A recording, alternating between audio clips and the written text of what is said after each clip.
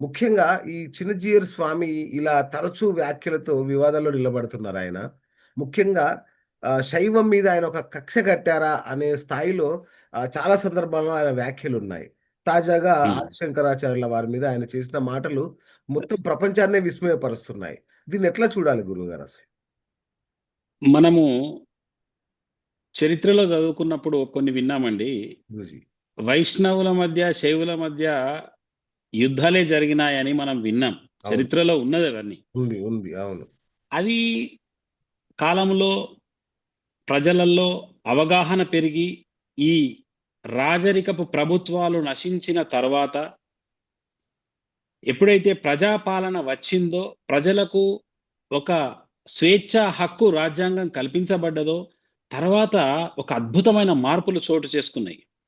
వారికి ఇష్టం వచ్చినట్టు వారి మనసు ఏదైతే యథార్థంగా ఉంటుందో దాన్ని బట్టి వాళ్ళు పూజించుకునే లేదా స్వేచ్ఛగా జీవించే హక్కు మనకు రాజ్యాంగబద్ధంగా ఇవ్వబడ్డది. అప్పుడు గత కాలము మనం విన్నాము. కొద్దిపాటు ఇప్పటి మేధావి వర్గం నవ్వుకుంటారు. ఓహో! ఇంత వాటికి అప్పుడు ఇలా యుద్ధాలే అంటున్నారా? చేసుకున్నారా అని. నిజంగా. అవును. ఆ! అవును. అలాంటిది మళ్ళీ శ్రీ శ్రీ శ్రీ త్రిదండి చినజీయర స్వామి గారు వ్యాఖ్యలు మళ్ళీ అలాంటి వాతావరణానికి తెరలేపేలాగా ఉన్నాయని మాత్రం నేను చెప్పగలుగుతా. కరెక్టేనా? ఓకే. ఎందుకంటే సమసిపోయిన ఒకనాటి విషయాలకు ఇప్పుడు అంతా మానవులంతా ఒక్కటిగా ఉండాలి అని రాజ్యాంగం చెప్తుంటే, ప్రభుత్వాలు చెప్తుంటే, అందరూ సమయ ఒక వసుదైక కుటుంబంలాగా ఉండాలి అని చెబుతుంటే, ఈ కాలములో వీరికంటే వారు ఎక్కువ, వారికంటే వీరు తక్కువ అనే అటువంటి ఒక మేధావి, అటువంటి ఒక యతీశ్వరుడు, అటువంటి ఒక అద్భుతమైన వైష్ణవ సాంప్రదాయానికి ఒక బ్రాండ్ అంబాసిడర్‌గా ఉన్నటువంటి శ్రీ శ్రీ శ్రీ చినజీయర స్వామి గారు ఇలా మాట్లాడతారని నేనైతే కలలో కూడా ఊహించలేదు. ఇంకొకటి వారెందుకు అలా గురుగారు. మాట్లాడారో కూడా అర్థం అవ్వట్లేదు. కానీ శైవ, వైష్ణవం అనే శాఖలు మళ్ళీ బయలుదేరే ప్రమాదము, ఒక అగ్ని రాజుకునే ప్రమాదము, అందరము ఒకటే అనే భావన నుంచి శైవం వేరు, వైష్ణవం వేరు అనే భావనకు మళ్ళీ తెరలేపడము, ఈ హిందూ మతంలోనే మళ్ళీ ఈ చిచ్చు పెట్టే ఈ వ్యాఖ్యలు నిజంగా ఖండించదగ్గవి అనే మాత్రం నేను చెప్పగలుగుతానండి. గురూజీ నాకొక డౌటేంటంటే, ఈ యొక్క తిరుమల లడ్డు వివాదాన్ని పక్కదారి పట్టించేందుకు ఇదేమన్నా కుట్ర ఏమి కాదు గదా! అది నేను అలా అనుకోను. ఎందుకంటే ఆ! అది వేరే జోనర్. అంటే దాన్ని పక్కతో పట్టించడానికి మళ్ళీ ఇది అనాల్సిన పని లేదు. ఇది తొలిసారి కాదు గదా! వారు అంటున్నది ఈ కరెక్ట్. తిరుమల లడ్డు కంటే ముందు నుంచి కూడా అంటున్నారు గదా! రైట్. అంటే రైట్. వారి మాటలలో ప్రతిసారి మేము ఎన్నో సార్లు చూస్తుంటాం. అటువంటి గొప్పవారు, హ్మ్. అటువంటి సన్యాసోత్తములు ఈ రకంగా ఎందుకు మాట్లాడుతున్నారని మాత్రం నేను చాలా సందర్భాలలో బాధపడ్డ మాట వాస్తవమే. ఈసారి మీరు అడగగానే నేను నిజంగా ఎందుకు అన్నానంటే, అది మరీ శృతి మించుతుంది. అది కొద్దిగా సమాజంలో ఆ విషబీజాలను నాటడం పెంచబడుతున్నది అని నేను బాధపడి, కొంత నాకు తెలిసినటువంటి భగవంతుడిచ్చిన, గురువులిచ్చిన పరిజ్ఞానం మేరకు నా అనుభూతుల్ని, భగవంతుడి పట్ల మనమంతా ఎలా ఉండాలి అనే ఒక భావనను వ్యక్తపరచడానికి నేను ఈ లైవ్‌లోకి తొలిసారి నేను ఇన్నేళ్ల జీవితంలో అవును. ఫస్ట్ టైమ్ అవును. వచ్చానండి. First time. చాలా సంతోషం గురుగారు. ఇంకొకటి గురుగారు నాకు కూడా అనిపించిందేంటంటే, ఒకవైపు హిందూ ధర్మం అస్తిత్వం కోసం పొట్లాడుతున్న సమయం, పరధర్మాల వల్ల అనేక చోట్ల ఉనికికే ముప్పు వాటిల్లుతున్న సందర్భంలో, స్వధర్మంలోనే ఇట్లాంటి గొడవలు, కొట్లాట్లనేది దీన్ని ఎట్లా చూడాలి గురువుగారసలు? ఇది నిజంగా చాలా బాధాకరమైందండి. ఈ హైందవ సమాజము, సనాతన ధర్మం ఏదైతే ఒక పక్క బలపడాలి అని చాలామంది సనాతన వాదులు గతములో కంటే చూస్తే లాస్ట్ 5 ఏళ్లుగానైతే విపరీతమైన సనాతన ధర్మపు విలువలను పెంచడానికి ఇటు స్వామీజీలు గాని, ఇటు హైందవ ధర్మ సంఘాలు గాని, ఇటు అందరూ ఉవ్వెత్తున పాటుపడుతున్న ఈ తరుణంలో అంటే హైందవం బలపడుతున్నది మన ఇండియా వ్యాప్తంగా, భారతదేశ వ్యాప్తంగా సనాతన ధర్మ పటిష్టత పెరుగుతుంది. అన్య మతాలను ఢీకొట్టేలాగా ఉంటున్న ఈ తరుణంలో వీరి వ్యాఖ్యలు ప్రతిసారి మళ్ళీ ఏం చేస్తున్నాయంటే చిన్న విభజన అంటే హిందువులే ఒకటి కాదు అనే హ్మ్. సందేశాన్ని పరమతాలకు ఇస్తున్నారు వీరు.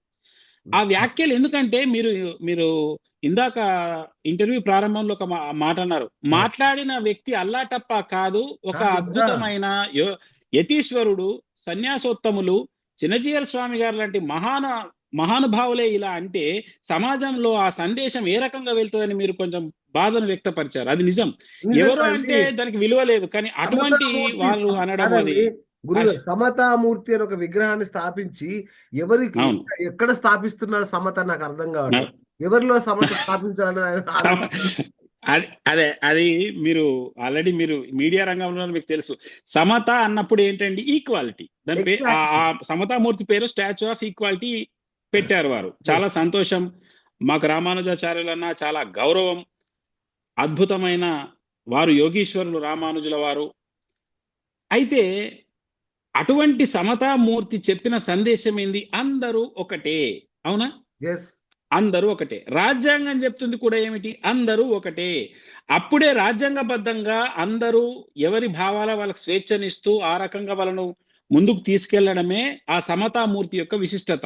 కు- ఎస్. సర్వము ఒకటిగా భావించే రామానుజాచార్యులను అనుసరించేవారు ఇది కాదు, ఇది వేరు, ఇది అది కాదు, అది ఇది కాదు అని ఇలా ఇంకొక గురువులను తమ గురువుల కంటే తక్కువ వారు, వేరే గురువులు అనే ఒక రామానుజాల వారి కంటే తక్కువ వారు మరో జగద్గురువులు అని వారు సంబోధించడం ఎలా ఉందంటే ఇంత తమ ఉనికిని సునిశ్చితత్వం గురుగారు. అస్తిత్వాన్ని బలపరుచుకునేదే కనిపిస్తుంది. కానీ హిందూ ధర్మ బలోపేతం కానీ లేదా సనాతన ధర్మ పరిరక్షణ అందరం ఏకతాటి మీకు తీసుకొచ్చే వ్యాఖ్యలు చేయాలా, నాలాంటి వారు చెబితే ఎలా ఉంటుందని ఆలోచిస్తే గనక కదా. ఇలాంటి వ్యాఖ్యలు రావండి. అది మరి ఎందుకు అలా వారు మాట్లాడారో అది ఇంకొకటి వారికే గురుగారు, తెలియదు. ఇప్పుడు చరిత్ర చూసుకున్నా కూడా విద్యారణ్యుల వారు మన శృంగేరి పీఠానికి 12వ పీఠాధిపతిగా ఉన్నారని రికార్డులు చెప్తున్నాయి, సాక్ష్యాలు ఉన్నాయి ఇక్కడ. అవును, అవును. అలాంటిది అసలు ఆ పీఠాలనే ఆదిశంకరాచార్య వారు స్థాపించలేదు,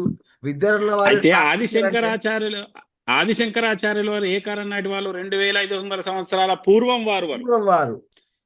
ఇక్కడి నుంచి 2500 సంవత్సరాల ముందు వారు. కరెక్ట్. ఆ ఆ, రామానుజాచార్యులు మొన్న సహస్రాబ్ది చేశారు. అంటే 1000 సంవత్సరాలు అయిన సందర్భంగా వారంత పెద్దది పెట్టారు. అంటే అవును. వారికంటే 1500 సంవత్సరాల పైచిలుకు సీనియర్ ఆదిశంకరాచార్యులు. అవును. ఆదిశంకరాచార్యుల యొక్క అంకిత శిష్యులైనటువంటి ఆదిశంకరాచార్యులు బ్రహ్మజ్ఞానాన్ని ఆత్మ సాక్షాత్కార నిష్టను ప్రసాదించినటువంటి పద్మపాదాచార్యులు గాని వీరు ఆ పరంపరలో ఉన్న నలుగురు ఆదిశంకరాచార్యుల యొక్క అంకిత శిష్యుల నలుగురును 4 దిక్కుల పీఠాలు పెట్టి అక్కడ పీఠాధిపతులను ప్రథమంగా వాళ్ళనే పెట్టినట్టు మనకు అక్కడ శాసనాలు ఉన్నాయి, అన్ని ఉన్నాయి. Yes. దీని పరంగా ఇదొక పరంపర. ఇన్నేళ్లుగా ఎవరూ చేయని, ఆ కాలంలో రామానుజాచార్యులు కూడా చేయని వ్యాఖ్యలు ఇప్పుడు కొత్తగా వీరేదో టైం మిషన్ ఎక్కి గతంలో వెళ్ళి చూసి వచ్చి మనకు చెప్పినట్టు వాళ్ళు చెప్పడం అయితే అది వారి స్థాయి లాంటి వ్యక్తులకు ఇది సబబు కాదు అని నేను సవినయంగా వారికి విన్నవించుకుంటున్నాను. ఎందుకంటే ఆదిశంకరాచార్యులే పెట్టిన పీఠాలు అని యావత్ ప్రపంచం ముక్త కంఠముతో అది అందరికీ తెలిసిన విషయం. అది చిన్న పిల్లలకు కూడా, అంటే ఇప్పుడు జ్ఞానం తెలిసిన వారు కూడా ఆదిశంకరాచార్యులు 4 పీఠాలు స్థాపించారు. అవి సనాతన ధర్మపు వెలుగులు. అక్కడి నుంచే 72 అవైదిక మతాలను ఆదిశంకరాచార్యులు ఖండించి చతురామ్నాయ పీఠాలను స్థాపించినట్టు మనకు చరిత్ర నొక్కి వక్కానిస్తుంటే ఒక పక్క మాలాంటి వారికే ఈ విషయం తెలిస్తే వారు ఎంత గొప్పవారు, చిన్నజీర స్వామి వారు ఎందుకు ఇలా మాట్లాడారు అనేది మాకైతే ఇది అంటే మింగుడు పడని విషయం, అంటే అర్థం కాని విషయం. మీరు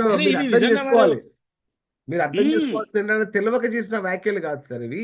ఇది తెలిస్తే అదే తెలియకనంటేనండి ఇది. ఎందుకంటే వారు జ్ఞానం తెలియని వారైతే ఈ మాటలు అన్నారండి.